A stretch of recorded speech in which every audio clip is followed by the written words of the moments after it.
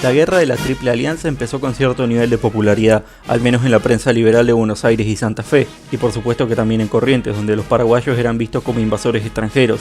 Luego de ocupar la provincia, el presidente López intentó establecer una junta de gobierno con políticos correntinos federales, pero la población local no lo apoyó y se sumó al esfuerzo bélico de Mitre. El gobierno argentino movilizó al ejército de línea y a la Guardia Nacional, un total de 25.000 soldados. Al principio las provincias del interior no quisieron cooperar en la movilización y hubo 2 incidentes de soldados entrerrianos que no deseaban luchar contra Paraguay y junto con Brasil, pero ambas sublevaciones fueron reprimidas rápidamente. Urquiza, en lugar de adherirse a la sedición, se había puesto a disposición de Mitre para la guerra e incluso ayudó a reprimir los levantamientos.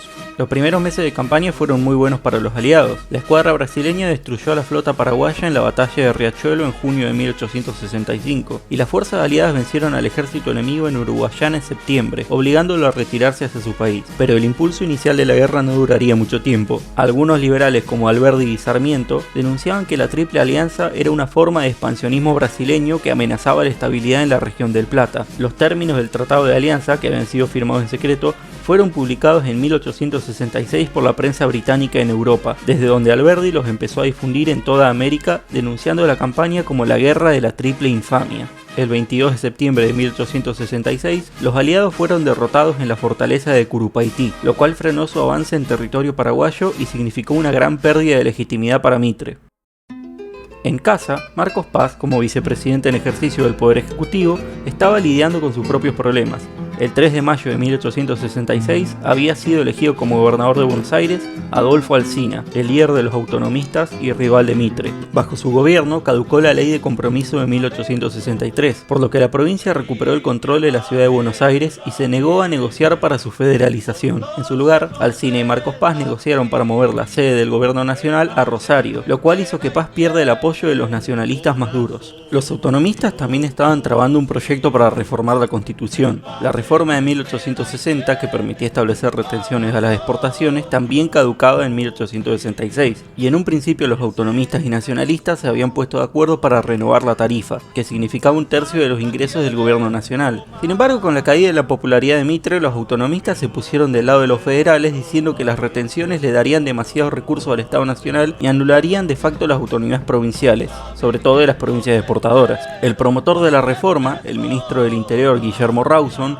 argumentó que las retenciones eran necesarias para financiar las necesidades del país, como por ejemplo la guerra con Paraguay. Pero esa guerra en sí misma era impopular, y los autonomistas dijeron que en todo caso el gobierno nacional debería aprender a controlar sus gastos en vez de demandar cada vez más y más recursos. Pese a todo, se llamó a una convención constituyente. Los autonomistas de Buenos Aires y los federales de Entre Ríos estaban en contra de la reforma, pero no alcanzaban a tener mayoría debido a la ausencia de los diputados de Corrientes. Finalmente, la reforma fue aprobada con el apoyo de los diputados del Interior, por 22 votos positivos contra 19 negativos. Con el estancamiento de la campaña en Paraguay, creció el descontento entre los federales del interior, que seguían resentidos por la muerte del Chacho Peñalosa. De pronto, los ejércitos con los que Mitre había impuesto gobernadores liberales en sus provincias se habían marchado a una guerra que no parecía que fuera a terminar pronto, así que estos federales aprovecharon la oportunidad. El 11 de noviembre de 1866 estalló la Revolución de los Colorados. Un grupo de soldados que iban de camino al frente, liderados por el coronel Juan de Dios Videla, se sublevaron en Mendoza con apoyo de la policía y presos políticos locales. Liberaron a los dirigentes federales que habían sido arrestados por un intento de rebelión anterior, entre ellos Carlos Rodríguez, quien asumió el mando político de la revolución como director de la guerra contra Mitre. Los rebeldes recibieron el apoyo de la población local, de los indígenas y de los países andinos que seguían enemistados con Mitre por su actitud en el Congreso Americano de 1864. Esto permitió que volvieran para apoyar la sublevación algunos líderes federales que se encontraban exiliados en esos países, como los hermanos Sá, que habían escapado luego de que Mitre tomara el poder, o Felipe Varela, un ex oficial de las montoneras del Chacho Peñalosa. El 10 de diciembre, Varela lanzó una proclama en la que se declaraba en contra de la guerra del Paraguay y del gobierno de Mitre y solicitaba el apoyo de los federales del litoral liderados por Urquiza, pero de nuevo, Urquiza se mantuvo fiel a las autoridades constitucionales. Las montoneras coloradas tomaron varias provincias del interior y se vengaron de los militares que habían asesinado al Chacho Peñalosa. Marcos Paz declaró la intervención federal y llamó fuerzas del Frente de Guerra para reprimir a los rebeldes, lideradas por los generales Wenceslao Paunero y José Miguel Arredondo. Las fuerzas nacionales, con entrenamiento profesional y armamento moderno, pudieron vencer a las montoneras de Juan Sá en el paso de San Ignacio el 1 de abril de 1867. El 10 de abril, los los aliados del gobierno en el interior, liderados por los hermanos Taboada, vencieron a las montoneras de Varela en el Pozo de Vargas, obligándolo a huir al noroeste y trayendo un poco de paz a la región. El desvío de tropas para contener la revolución de los colorados y proteger la frontera con el indio había retrasado aún más las operaciones en Paraguay. La guerra estaba en su fase más lenta y sanguinaria, y para peor, los soldados que volvían del frente traían con ellos una epidemia de cólera que causó 13.000 muertos. A medida que aumentaba su impopularidad, Mitre usaba sus poderes de guerra para censurar a la prensa y encarcelar a sus opositores políticos sin juicio previo. Marcos Paz intentaba mantener el control de la situación, pero apenas podía controlar sus propios ministros, con los que se peleaba frecuentemente, por lo que intentó renunciar a la vicepresidencia. Por suerte, el Congreso rechazó su renuncia, pero sus opositores dentro del nacionalismo lo acusaban de corrupción y de conspirar con Alsina para trasladar la capital. Paz fue defendido por Mitre e incluso intentó promover un juicio político contra sí mismo en el Congreso. Los principales ministros de Mitre terminaron renunciando por esta actitud tan imprudente, obligando a Paz a llenar el gabinete con gente propia. En febrero de 1867, Mitre volvió de visita a Buenos Aires, llamado por Marcos Paz, que de nuevo quería renunciar. El vicepresidente no estaba de acuerdo con que Mitre se ausente del país en vez de ejercer el cargo para el que había sido elegido. Por segunda vez, el Congreso rechazó la renuncia de Paz y Mitre pudo volver al campo de batalla.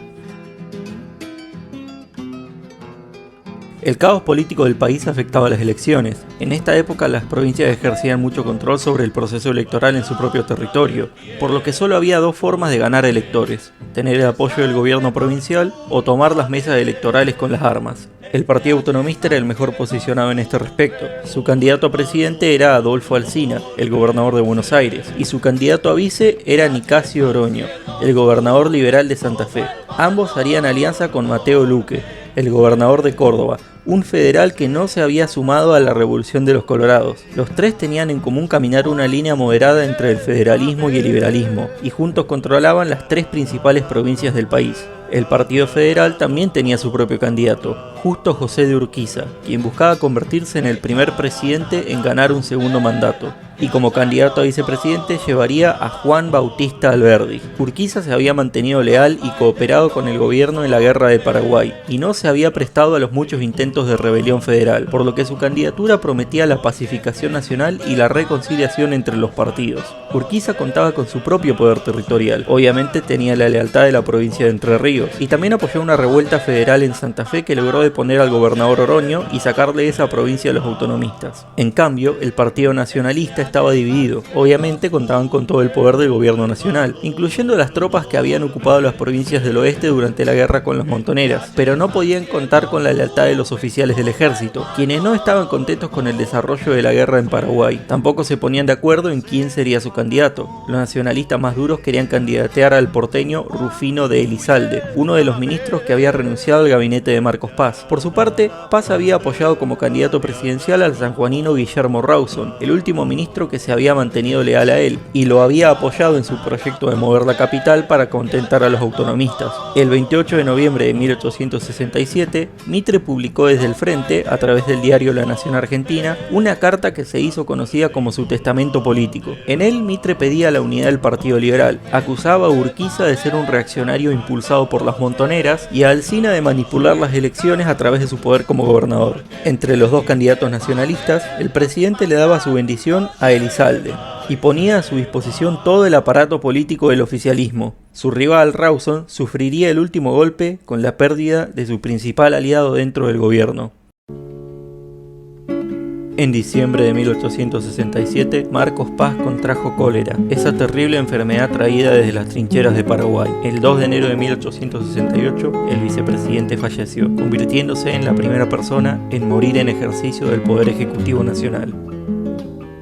El gabinete de ministros tuvo que asumir colectivamente el gobierno y mandar a llamar de urgencia a Mitre, que regresó y retomó el poder el 18 de enero. Mitre destituyó a Rawson y reinstaló a Elizalde en el Ministerio de Relaciones Exteriores. A Elizalde solo le quedaba elegir un compañero de fórmula. Pensó en Manuel Taboada, que había ayudado en la campaña contra las montoneras, pero finalmente se decidió por el general de nacimiento oriental Wenceslao Paunero. Inmediatamente Mitre se puso a trabajar en la candidatura de Elizalde. Los hermanos Taboada le brindarían el control de Santiago y Catamarca, y Mitre intervino en Córdoba con la excusa de reprimir una montonera, obligando a Luque a renunciar y cercenando la Liga Autonomista. Urquiza y Alsina se encontraron solos, con pocos territorios y con el aparato oficialista unido en su contra, por lo que decidieron aliarse en una única fórmula: Justo Urquiza presidente, Adolfo Alsina vice, federales y autonomistas unidos contra el centralismo de Mitre. Pero había otro candidato, un liberal prestigioso pero que se había distanciado desde temprano de las políticas más impopulares de Mitre, incluyendo la Guerra del Paraguay. Domingo Faustino Sarmiento, que aún se encontraba como embajador en los Estados Unidos, fue propuesto como candidato a presidente, reuniendo el apoyo de las corrientes moderadas del liberalismo y el federalismo, los mismos que habían apoyado a Rawson. Mitre intentó vincularlo con su gobierno para manchar su candidatura, nombrándolo ministro del Interior,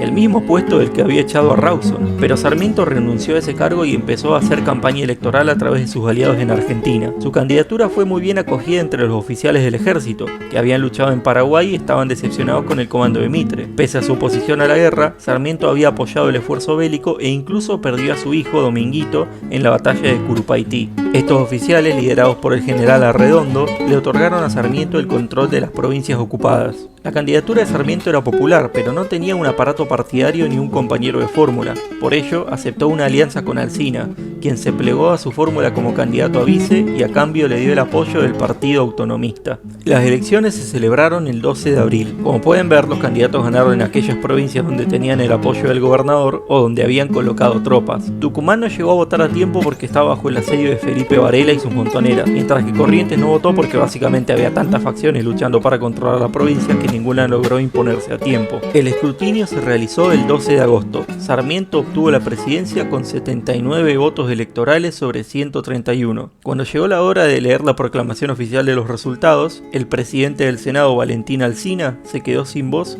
y tuvo que pedirle a otro que lea la proclama. Su hijo Adolfo se había convertido en vicepresidente de la nación con 82 electores, el primer vicepresidente en obtener más electores que su presidente, porque había estado en dos fórmulas, la de Sarmiento y la de Urquiza. El presidente electo se enteró de su victoria cuando aún no había regresado a la Argentina. Mientras pasaba por Brasil, se notificó de su elección al coronel doctor Don Domingo Faustino Sarmiento. Heredaría un país muy difícil de gobernar. Según Nicasio Oroño, durante este periodo habían ocurrido 117 revoluciones y 91 combates, dejando 4.728 argentinos muertos, sin contar los de la Guerra del Paraguay y la epidemia de cólera. Algunos de estos frentes seguían abiertos, esperando la llegada del nuevo presidente. ¿Y vos? ¿A quién hubieras votado en esta elección? ¿Te parece que omitimos algo? ¿Qué te gustaría ver en los próximos videos? Déjanos tu opinión, tus preguntas y tus recomendaciones en los comentarios. Si te gustó este video, suscríbete al canal para enterarte de nuestros proyectos y seguí al Club El Erizo en todas sus redes sociales para ver nuestras otras actividades.